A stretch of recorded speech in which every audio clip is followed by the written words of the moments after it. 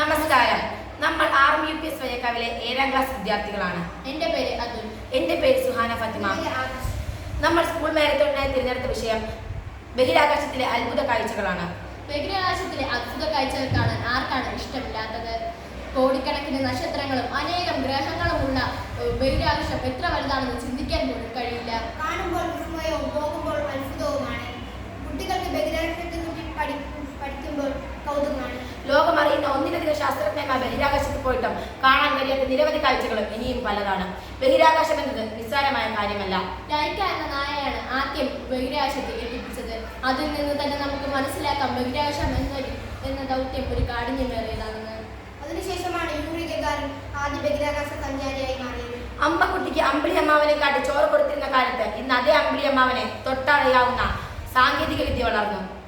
Sputnik 1957 Sputnik 1 നിന്നും ഇന്ന് ഇത് ആദ്യത്തെ L1 വരെ കടന്നിരിക്കുന്നു.